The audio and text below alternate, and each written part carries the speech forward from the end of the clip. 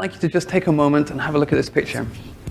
It looks absolutely beautiful. You've got these lovely rainbow patterns coming off that little triangle thing, the Azure logo. That's actually carved into the body of the glass using femtosecond lasers.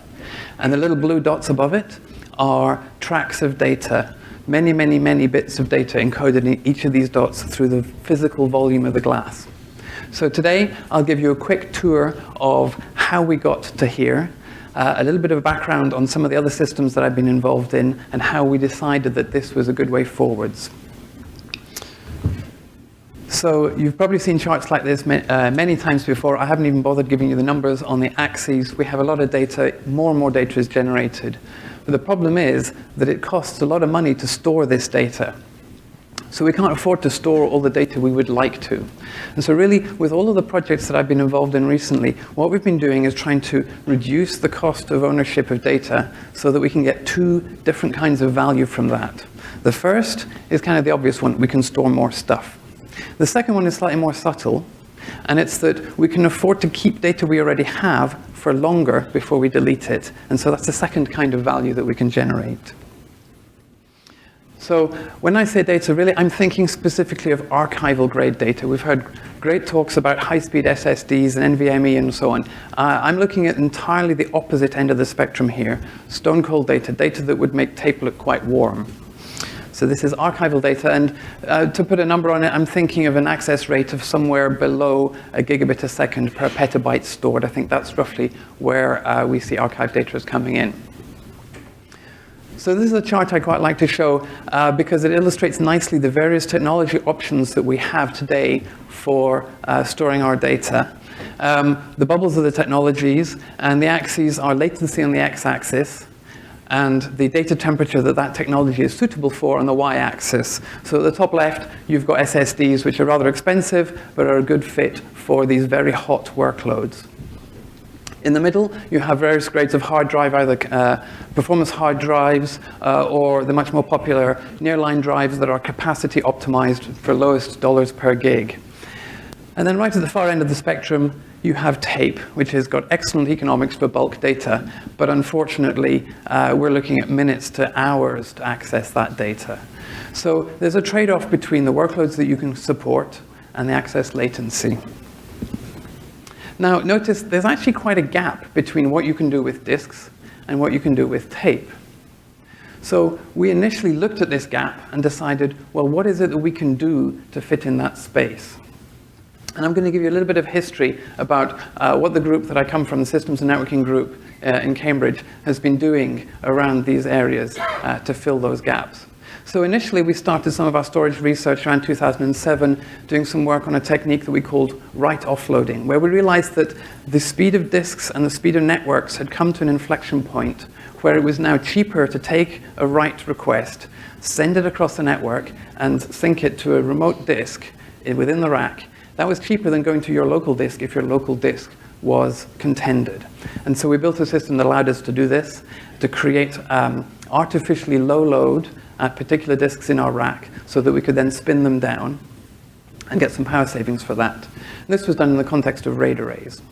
We also used a similar system to allow us to redirect these writes to handle peak loads, and that's a system called Everest that we built, where we could smooth out these peaks across a number of disks by moving the writes around, and that would allow us to handle higher peak loads with the same system. We also looked at SSDs that were becoming popular around 2009 and wrote a paper where we looked at the various characteristics of SSDs and compared them to the hard drives. And everybody at the time was telling us, oh, SSDs are great. You should move your entire workload to SSDs. They will take over the world. Well, you know what? Here we are, 2018, and there are many, many millions of hard drives being sold every year. They see no reason for them to go away. So having done that analysis, we were happy to publish that. Around the same time, we were also doing a bunch of work in rack-scale computing. In fact, we pretty much coined the term around this time frame, 2009. The CamCube project was a project looking at how we would put an awful lot of CPU nodes into a single rack and yet not have to have a rack's worth of Ethernet cables and many, many top-of-rack ports. And so we came up with the idea of using a 3D torus network to interconnect the systems within the rack and then be able to play with the amount of bandwidth within the rack versus the amount of bandwidth out of the rack. Now, later we kind of decided that merging these two streams of research would be something that would be quite interesting. What does it mean to think about storage at the scale of the rack? And so two projects came out of that, Pelican, which I'm sure some of you know about, and Silica, which is our glass storage project, which I'll tell you a little bit about more later. Now, notice there's a reasonably clear divide between the earlier work that we did based on RAID arrays and enterprise-grade servers and the kinds of things we're thinking of today, where we're looking at cloud-based technologies, where the minimum unit of deployment, the smallest thing we'll even bother thinking about, is an entire rack. The other difference is that in the past, the research that we did was very much focused on taking the ideas that we had and turning them into software. And that was the embodiment of the research. And if we could make a tweak to the software, that was good enough. That was interesting. But with CamCube, looking at rack-based computing, we realized that we would need to change the way that racks were wired. And so we started thinking about what does it mean to do research where we use software to compensate or take advantage of some of the special resources in the rack. And with Pelican and Silica, we've continued this trend where we've gone on further, integrating down the stack. So with Pelican, we started integrating with custom electronics design in the rack elevation, saying this is what the rack's going to be, and the software will be in charge of the entire rack. We also looked at working very closely with hard drive vendors so that we could understand how those devices worked, and we could take advantage of their capabilities.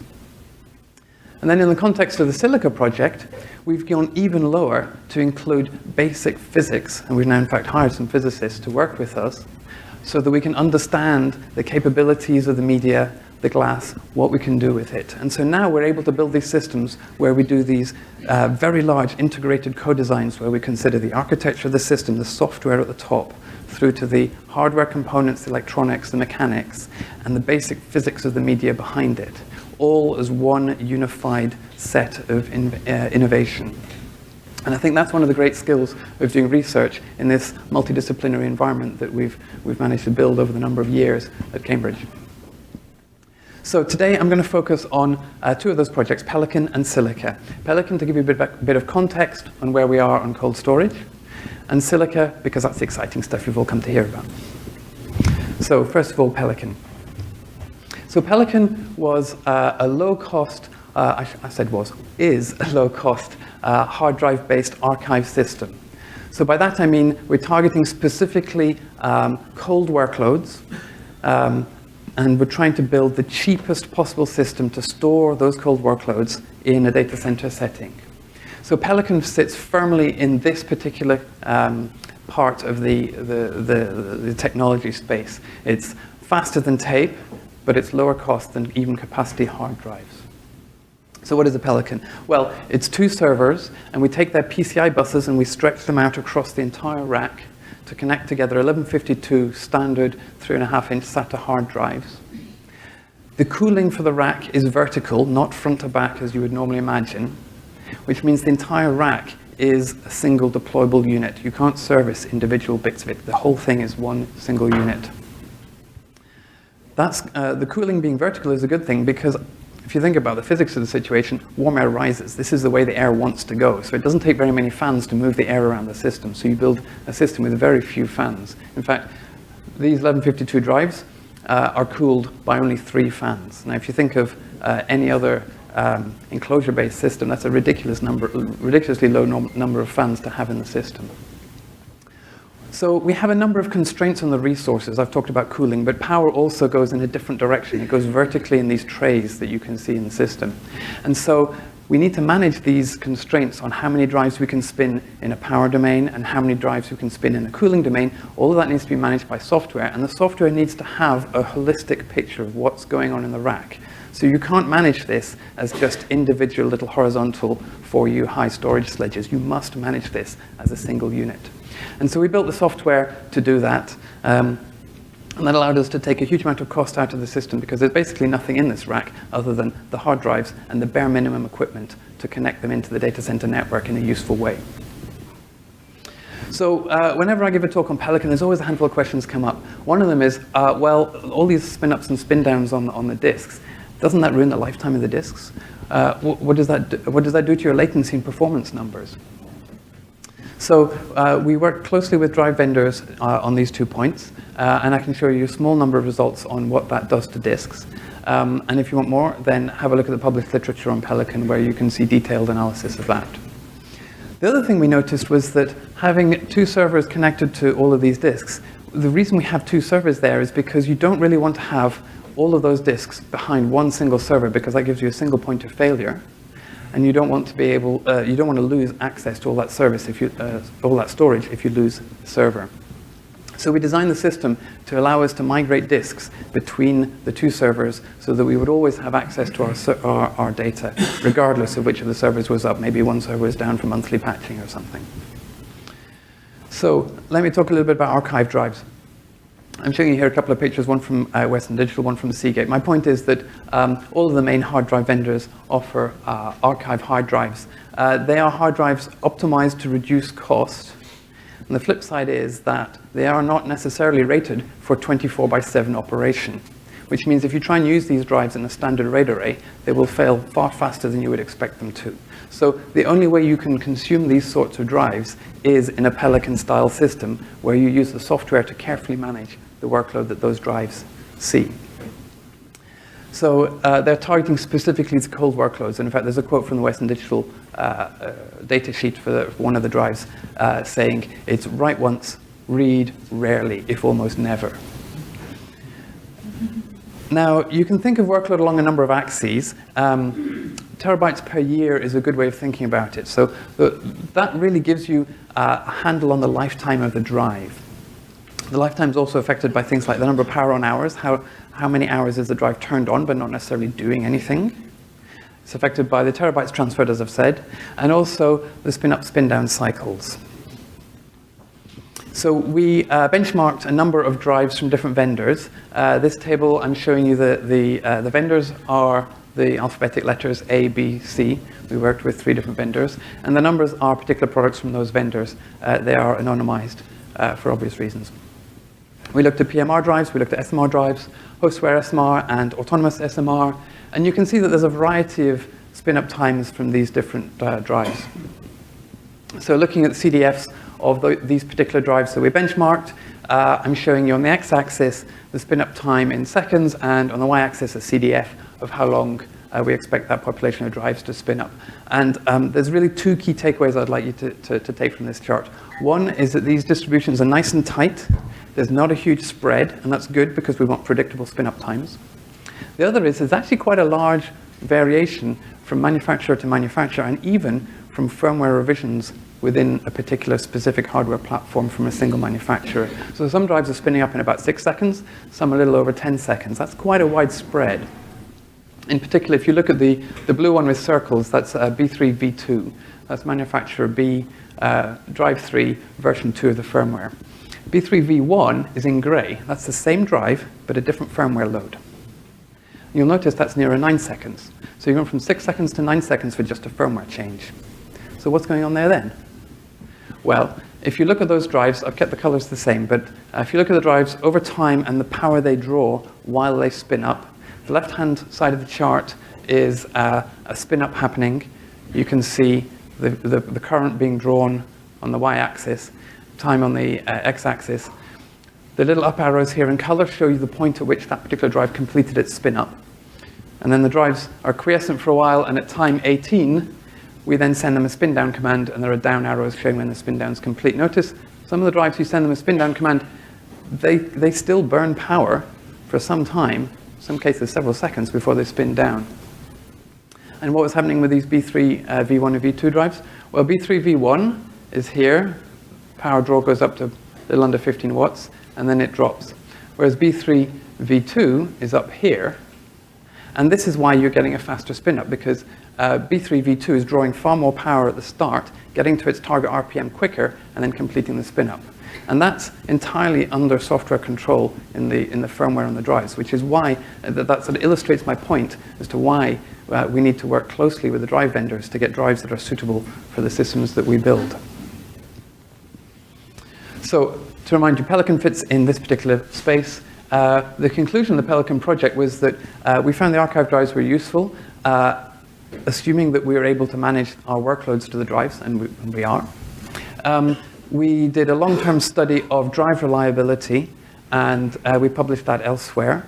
You can go read the paper if you like. We found that the quick summary is that doing all these additional spin-ups and spin-downs does not affect the drive reliability. The drives that we were testing saw very similar annual failure rates to the drives in the rest of the data center. And truth be told, this way of using hard drives is the cheapest way of getting dollars per gig down for hard drive-based storage. So we've tuned everything we can. We've stripped out all the costs. What else can we do to get cheaper storage?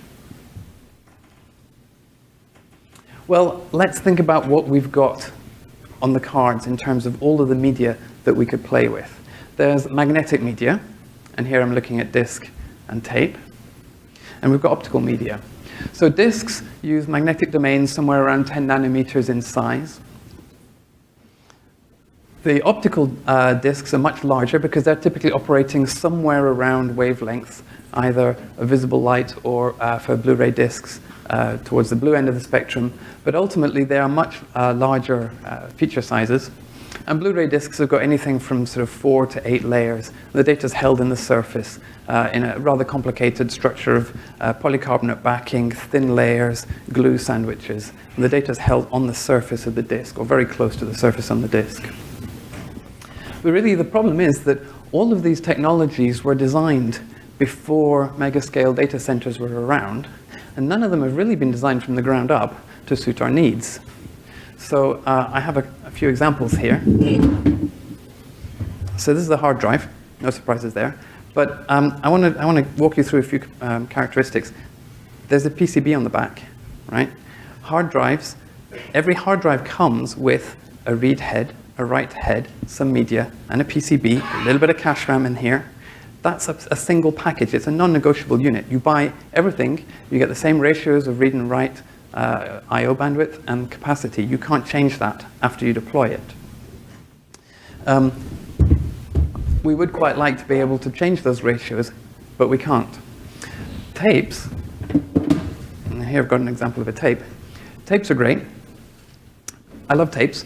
They're very, very cheap if you don't mind the fact they're quite slow. There's half a mile of tape in here, and it takes about 2 minutes to stream through this. So if you're unlucky and your file's at the end of this, minimum time to get to it, somewhere like 2 to 4 minutes.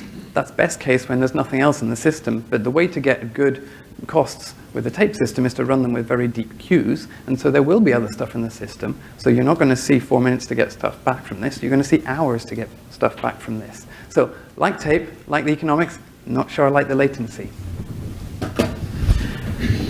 Optical disks, so optical disks are nice, but they don't quite have the density. And they also have a worrying feature where they can either delaminate or the complex layerings can end up going quite milky. And I was speaking to some people in the movie and entertainment industry who said they tried doing backups to optical and had to stop after a few years because they realized they couldn't read anything they'd written. And that's not a backup technology in my book. And Flash, well, again, Flash is very expensive for these archive technologies. So really, is there a better media? I think you probably know the answer by now. So we think glass is a great media. Here I've got a little piece of glass in this jewel box, little 1-inch square, 2 millimeter thick. And this has got my slides from a talk I gave on this subject a little earlier. Come and talk to me after the talk if you'd like to see. I can show you the data actually shining in that bit of glass. So Silica is a project that we've started looking at long-term active archives. So long-term, by that I mean if it's data that you want to keep for over a year, maybe 10 years, maybe 100 years, for high-value data sets that you want to keep essentially in perpetuity. And by active archive, I mean faster than tape. I want to be able to look at this data from time to time. So why glass? Well, it's a great storage media. We store data in the glass by making permanent modifications to the structure of the glass. I'm showing you a picture of a clay tablet here. So why am I showing you a clay tablet? Well, this has got some cuneiform writing, and it's probably the oldest data that we have ever stored and successfully read again, and about 5,000 years old. This is actually currently in the British Museum in London. And some things never change. This is in fact recording the beer rations that were issued to some workers. So But why has this survived? Well, they too have made permanent modifications to their media. They've taken a clay tablet, they've taken a reed, they've cut a point to it, they've made indentations, they've fired the tablet, and they've dropped it in the sand. We do not exactly the same, but we make similar permanent modifications to the structure of our glass using femtosecond lasers. Now, because they're permanent modifications, the technology is naturally a worm-like technology, sort of write once, read many, or really, I'd like to say, write once, read forever, because this is a very, very durable media. So this is an ideal fit for archival media. In terms of how long, when I say forever, I clearly don't mean actually forever. I mean multiple thousands of years, probably millions of years, based on some accelerated temperature-based testing that our colleagues at the University of Southampton have done. So what would you do with a media that you could keep for 1,000 years? What does it mean to store data more or less for free for 1,000 years? How would you use such a technology? These are all great, interesting questions. Of course, it's glass, so we don't need to worry about EMP or any of those sorts of things. If you're thinking of disaster recovery, then you do like these technologies that are not based on electrons stuck behind tunneling barriers, or magnetic domains that are liable to sort of leak out over time. So it doesn't really suffer bit rot, which means that you can just write your data into the glass and leave it in place.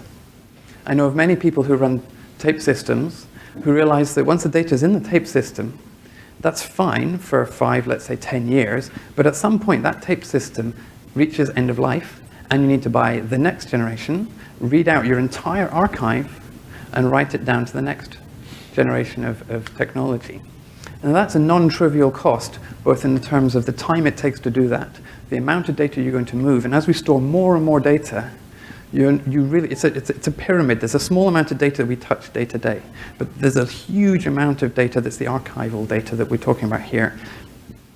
It has gravity associated with it. You really don't want to move that data if you can at all help doing that. And so putting it in glass means you don't need to move it.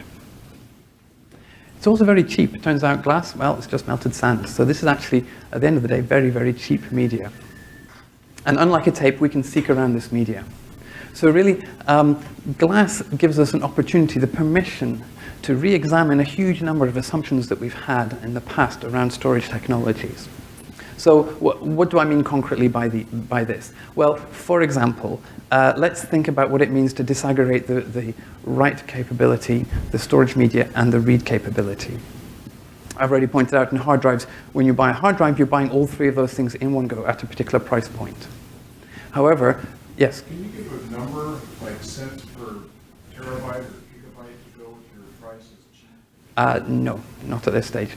We're talking to a number of glass manufacturers about those sorts of things. But cheaper than tape? I would imagine so. You sound like Brett Kavanaugh.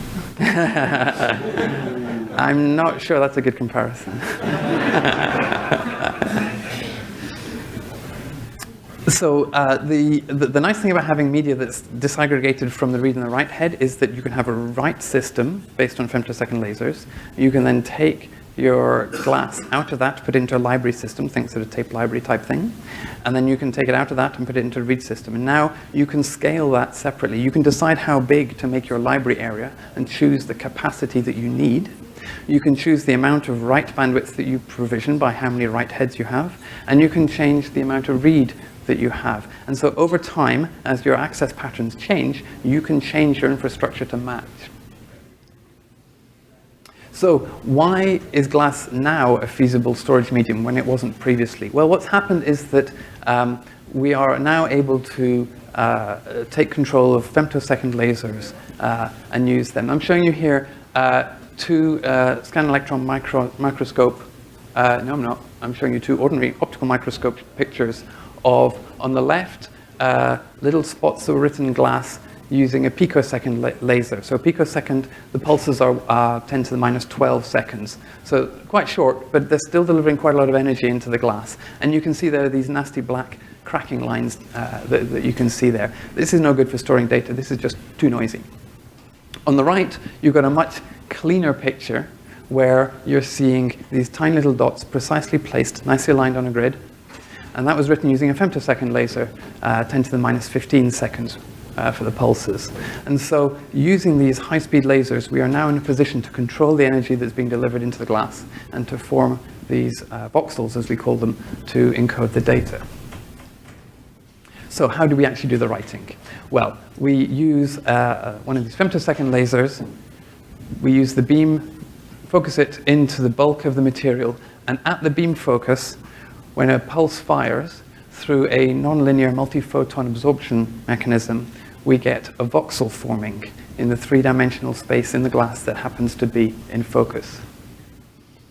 And what we do is we move the glass underneath the laser stays fixed, but the glass moves, and we write multiple voxels in a 2D layer that we call a sector, much like a sector on a hard drive. And then we move in the Z direction in order to get multiple sectors written in a vertical track through the bulk of the glass. Now notice, this is actually quite different from DVDs, CDs, and Blu-rays, where the data is held on the surface. But the data here is held in the bulk, and that's important because we're using the bulk of the glass to protect the data. So a small scratch on the surface or dust on the surface is going to be out of focus when you actually read it, and so you'll be able to read out the data from the bulk of the glass. So what do these voxels look like? This on the left is a scanning electron microscope picture of a single voxel. You can see there are these parallel plates that look a little bit like this. They're in 3 dimensions. They form a little sort of teardrop kind of shape. And this picture is a slice through the voxel.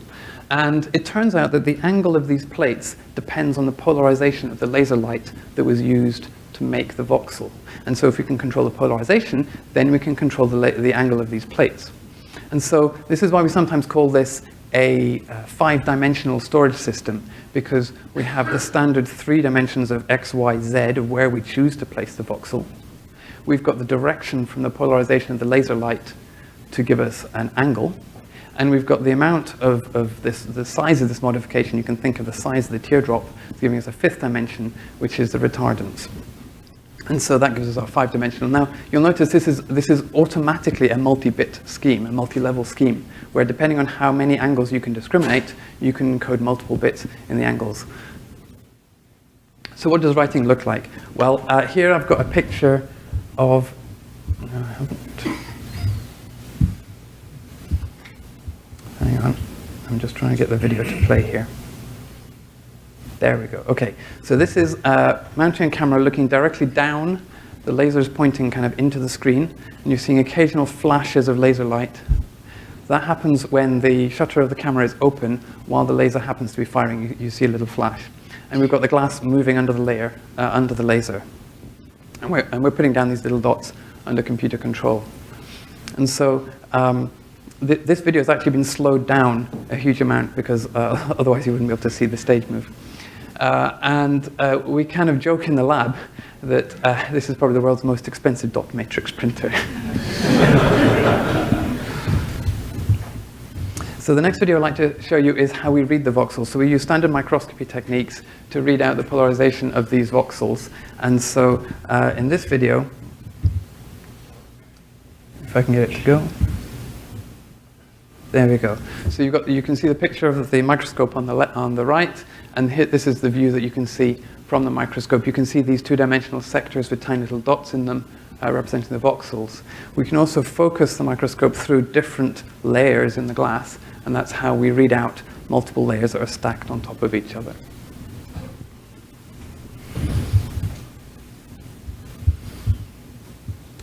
So I mentioned we're doing polarization microscopy. What that really means is that actually we take 4 images for every sector that we want to read. This is what the images might look like at 4 different polarization states. And then from those 4 states, we do a little bit of linear algebra to compute a retardance, or how strong the polarization effect is, and the azimuth or orientation of the angle. And those 2 together, we can scatter plot them on a radial plot of angle and the distance from the origin gives you the retardance. And so you can see these nice little clusters. We've got 8 clusters here, so we can discriminate between 8 different symbols. So this would be a 3-bit coding scheme. So, in summary, glass is a great archive-grade material.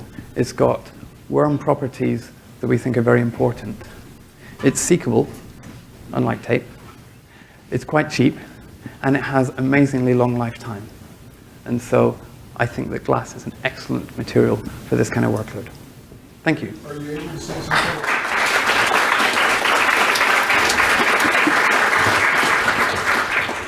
Yes? Are you able to say something about read and write speeds? Not at this time, no. So in general, I would make a comment that this technology is in its very, very early stages, and that I'm from Microsoft Research. I'm not making any product announcements. This is blue skies research, as you can tell. It took the hard drive industry about 40 years to go from a washing machine-sized hard drive to what you see today. So ask me the same question in 40 years, and I'll give you an answer. Yes? What kind of laser is it? What kind of laser is it?